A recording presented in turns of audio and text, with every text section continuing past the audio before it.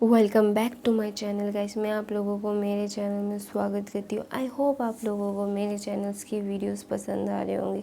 Guys please आप लोग नए हो तो मेरे चैनल को सब्सक्राइब कीजिएगा।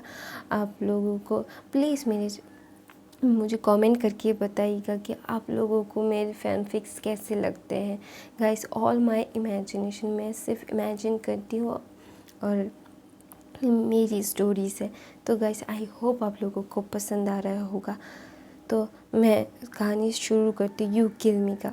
तो हमने लास्ट पार्ट में देखा था कि विंग के पैर में चोट लग जाती है और लैंसन उससे कैरी करता है और कैरी करते हुए वेंचाव देखता है और बोलता है कि तुम्हें ये पे करना होगा। विंग, तुम किसी और को खुद को छोड़ने कैसे दे सकते हो? मैं तुमसे इतना प्यार करने लगा हूँ, तुम्हारी ब्यूटी में मैं खोने लगा हूँ। तुम इतनी खूबसूरत हो, एक इतनी खूबसूरत ओमेगा हो। तुम कितनी एकदम मून लाइट जैसे हो, शाइन करते हो। लेकिन तुम किसी और को अपने आप को कैसे छूने दे सकते हो? वो ना डेमोनिक पावर यूज़ करता था, तो इसीलिए ना उससे वो शक्तियाँ बाहर आ रही थी, उसका काला धुआं बाहर आ रहा था। तो उसके पास जो लोग थे उन्हें सफोकेशन हो रही होती है, बहुत ज़्यादा दम घुटने लगता है। वो ना अपनी शक्तियाँ यूज़ कर रहा होता है कि मैं लैंसन को मार दूंगा और तुम मेरे होगे। दूसरी तरफ लैंसन जब विंग को गोद में उठाता है और देखता है लैंसन बहुत स्ट्रॉन्ग होता है, तो उसकी गोद में ना विंग एक फ्रिजाइल से क्यूट से बेबी जैसा लग रहा होता है, छोटा मोटा सा। तो वो ना बहुत क्यूट लग रहा होता है। तो यानली जब देखती है कि उसका हसन उसके मास्टर लैन की बाहों में बहुत क्यूट सा फ्रिजाइल सा लग रहा होता है, तो वो ना बोलती है कि विंग को देखती रहती है। फिर जीजा बोलता है, शिजी आप क्या देख रही हैं? फिर बोलता है, देखो ना वो मास्टर लैन की बाहों में कितना खूबसूरत लग रहा है। मुझे लगता है कि मास्टर लैन उसके लिए परफेक्ट होंगे, उसे सेव करने के लिए बाहर की दुनिया से। मैं बहुत टेंशन करती हूँ जीजा कि वो जब 18 साल का हो जाएगा तो कब क्या हो जाएगा, उसे उसकी हीट आएगी। वो जितना उछलता है वो मैं ना उसके लिए बहुत टेंशन करती हूँ। मैं चाहती हूँ कि वो सब लोग उसे कुछ हार्म ना हो। फिर जिंजा भी बोलता है कि हाँ शीजे, मुझे भी तो सबसे ज़्यादा यही परेशान करता है कि विंग बहुत ज़्यादा नॉटी है और उसे कोई अगर हार्म करेगा तो हमें अच्छा नहीं लगेगा। वो कितना क्यूट सा है, वो कितना इनोसेंट है, पर इसीलिए तो मैं उस पर चिल्लाता हूँ कि यहाँ मत जाओ, वहाँ मत जाओ। मैं उसे हर्ट होते नहीं देख सकता और मैं उससे मास्टर लैन के साथ भी नहीं देखता शिजे। फिर वो बोलता है क्यों? क्योंकि वो जिंजा बोलता है क्योंकि वो दोनों एक अलग पर्सनैलिटी है। दो आपने देखा मास्टर लैन एक कोल्ड पर्सन है, वो ज़्यादा किसी के साथ बात नहीं करते, वो किसी के साथ भी बात नहीं करते सिवाय विंग के। फिर वो बोलती है, तुमने मेरा जवाब पहले ही दे दिया है जिंजा। आचंग, देखा तुमने कहा कि मास्टर लैन सिर्फ और सिर्फ विंग से बात करते हैं। तुम्हें पता होना चाहिए कि तुम्हें भी पता है मास्टर लैन किसी से बात नहीं करते, वो सिर्फ में आइन से आशियन से बात करते हैं। और वो बोलता है हाँ मुझे पता है शिजे, लेकिन वो दोनों अलग पर्सनैलिटी है। फिर उसकी शिजी बोलती इसीलिए तो हमारा आशियन जितना नॉटी और फुर्तीला है और उतना ही मास्टर लैन शांत है। उन दोनों की जोड़ी बहुत अच्छी होगी, मुझे ऐसा लगता है। फिर जिंचा बोलते हैं फिर भी मैं मैं विंग को किसी और को नहीं दूंगा। वो हमारे सेक के किसी डिस्पल्स किसी से हाई रैंक वाले किसी से शादी कर लेगा। मैं उसे अपने से दूर नहीं कर सकता। फिर वो यांडी बोलती है हाँ, मैं भी उसे अपने आप से दूर नहीं करना चाहती, लेकिन उसके लिए बेहतर ज़िंदगी हम ला सकते हैं ना चिंग। फिर हम सेल्फिश हो जाएंगे सिर्फ उसे हमारे साथ रखने के लिए, उसकी ज़िंदगी किसी और के साथ।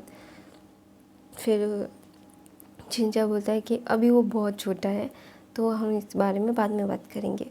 अभी वो 14-15 साल का है शिजे, अभी वो बहुत छोटा है, इस बारे में बात करने के लिए हम बाद में बात करेंगे। जिंचा वहाँ से चला जाता है और यानी हंसने लगती है, बोलती कि है आचिंग, तुम अभी से ही उससे अपने आप से अलग नहीं कर पा रहे हो। अगर कोई आके उसे या तुमसे लेके चला जाएगा तुम्हारे भाई को, तो तुम क्या करोगे?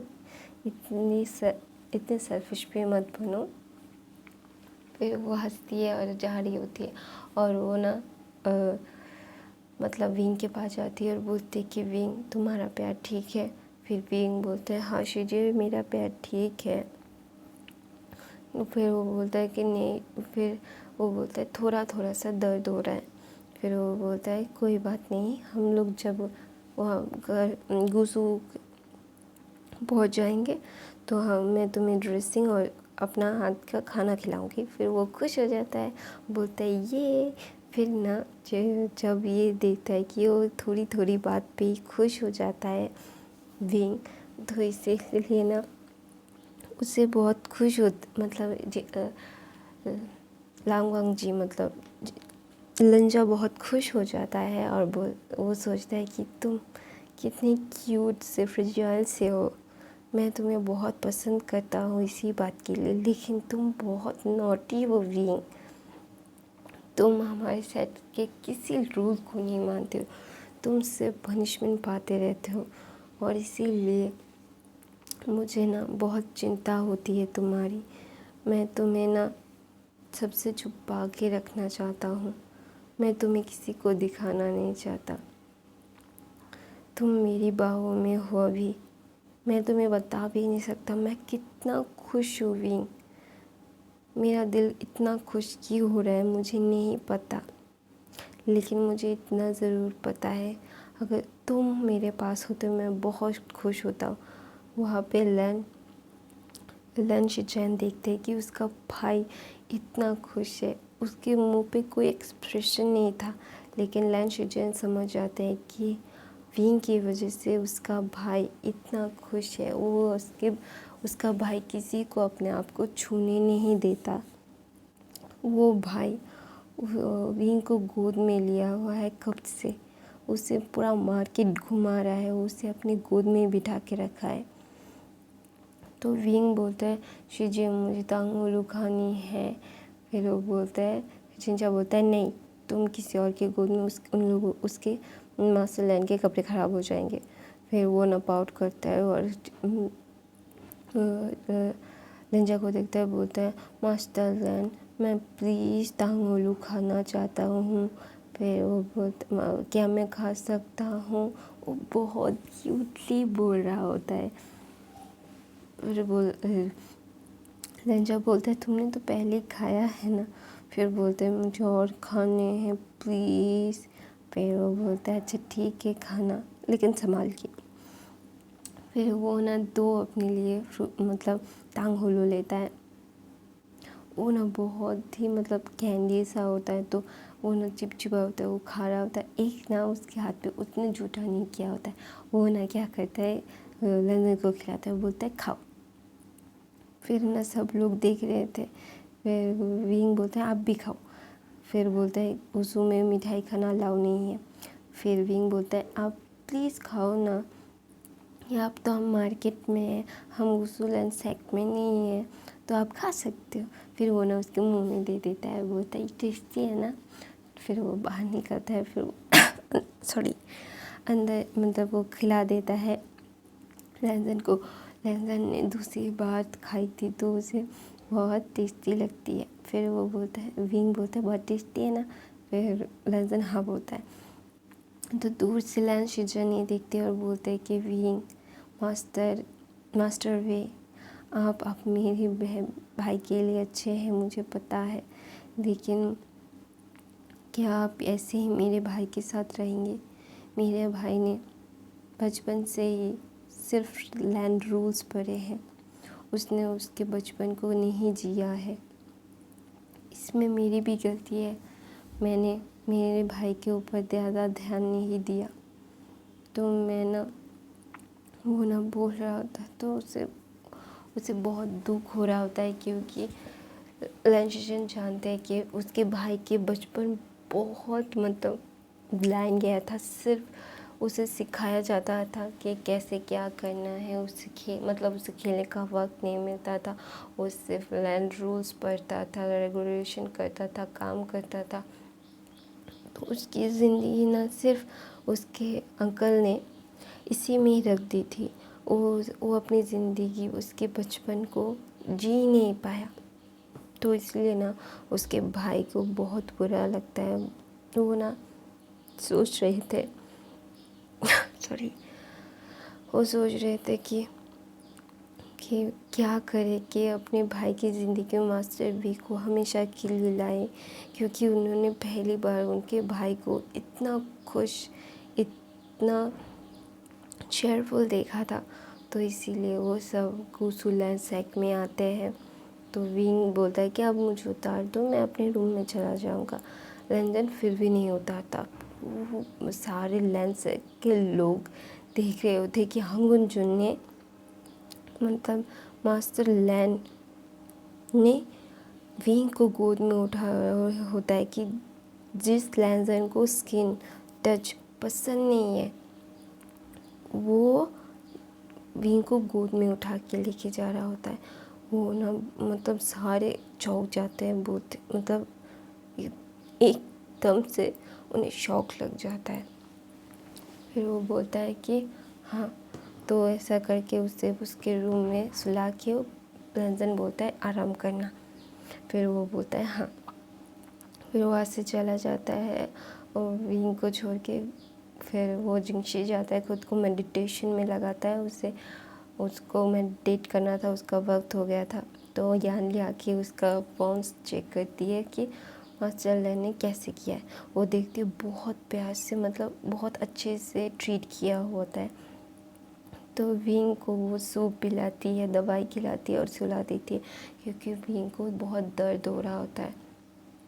तो वो सो जाता है। दूसरी तरफ वेंचाओ वो बहुत ज़्यादा गुस्से में होता है। बोलता है कि विंग क्यों तुम मुझे वक्त नहीं देते, तुम मेरे साथ क्यों नहीं घूमते, तुम उस मास्टर लंच से क्यों बात करते हो, मुझे बहुत बुरा लगता है।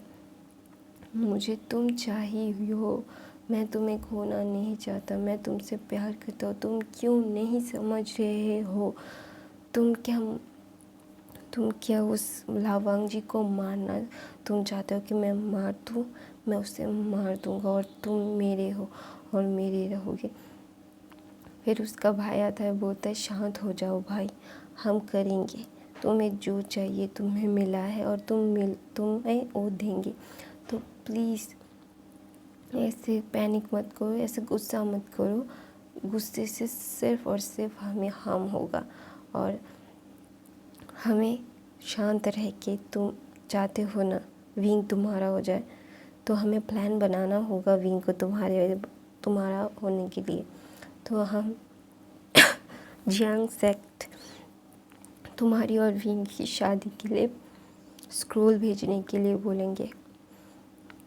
तो वेंचा बोलता है हाँ, मैं उससे जल्दी से जल्दी शादी करना चाहता हूँ। पापा को खत लिखो कि वो यूनमेक सेक्ट हम मेरा रेड स्कूल भेजे और विंग की शादी के बारे में बात करें।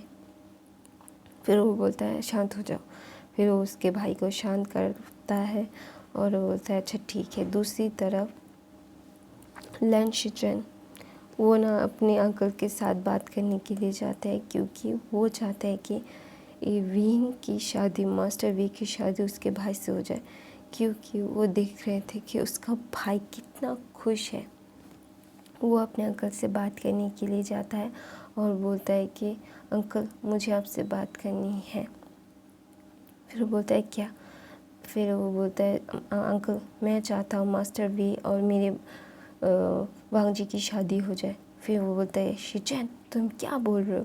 वो लड़का मेरे नेफ्यू के लिए लायक नहीं है। फिर लैन शिचैन बोलते हैं कि मेरे भाई के लिए वो लायक है अंकल। मैंने देखा है मेरा भाई उनके साथ खुश होता है। मुझे सिर्फ मेरे भाई की खुशियाँ चाहिए। मैंने पहली बार मेरे भाई को मुस्कुराते हुए देखा है, सिर्फ और सिर्फ मास्टर वे की वजह से। मेरे माता पिता के जाने के बाद मैंने मेरे भाई को कभी मुस्कुराते हुए ठीक से नहीं देखा। जब से मेरे मास्टर वे मेरे भाई की ज़िंदगी में आए हैं वो खुश रहता है और मुझे सिर्फ़ और सिर्फ मेरे भाई की खुशियाँ चाहिए। फिर वो बोलता है नहीं मेरा नेफ्यू उस लड़के व्यू हुशियान से शादी नहीं करेगा। मेरा नेफ्यू सिर्फ एक अच्छे कल्टीवेटर अच्छे घराने से जो बिलोंग करता है उससे। फिर वो बोलता है अंकल आप क्या चाहते हैं कि मेरे भाई की शादी एक बिजनेस डील हो, एक लैंड डील हो, और मैं ऐसा कभी नहीं होने दूंगा।